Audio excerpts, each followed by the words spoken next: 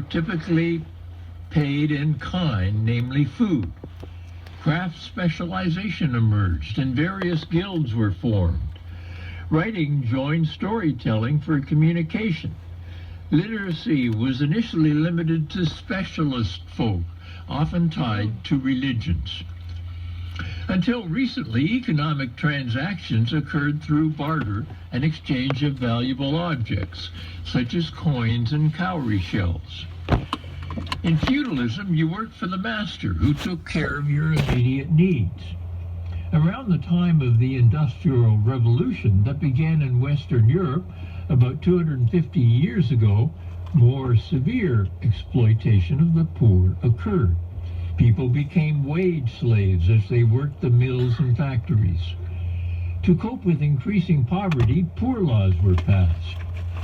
The political and economic system wasn't called capitalism until the time of Karl Marx, 150 years ago, who wrote about capital and its surplus and Oh my use fucking values. God.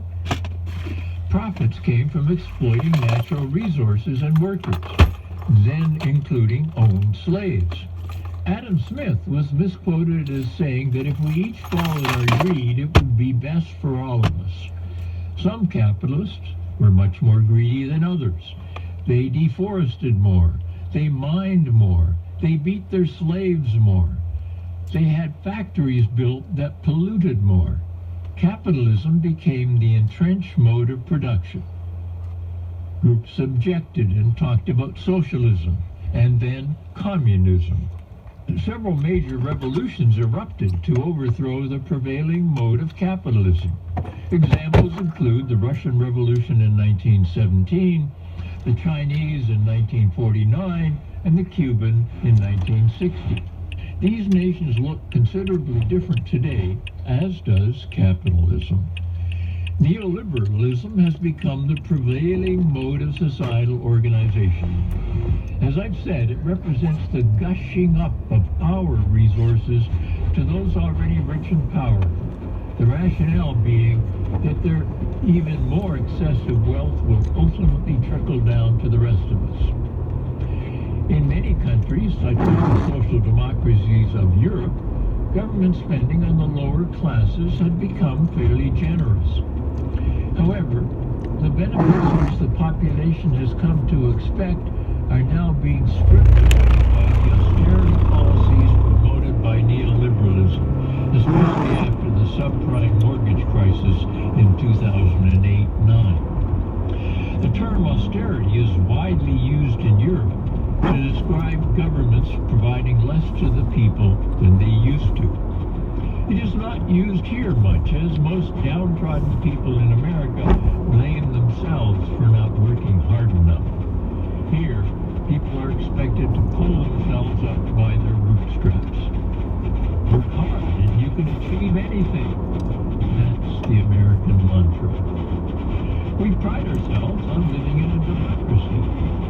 And in many of today's democracies, the power of the people has been made in strongman governments that people hold. It is almost as if The closer we get to West Point, the more the radio is fucked with, especially something that they would deem leftist. plant disorder, or ODD, which today is a mental illness.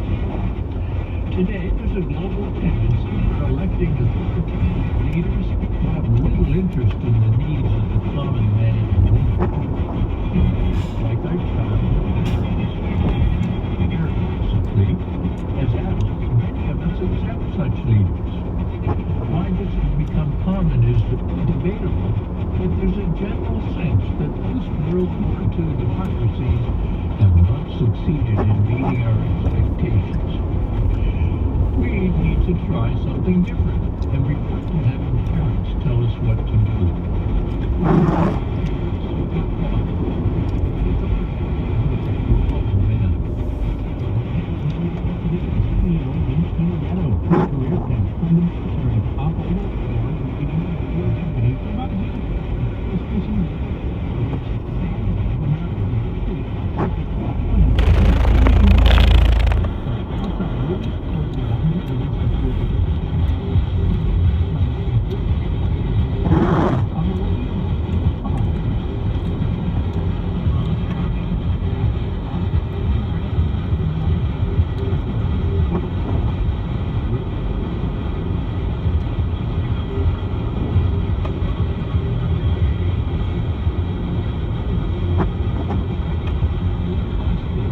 Where's my fucking phone?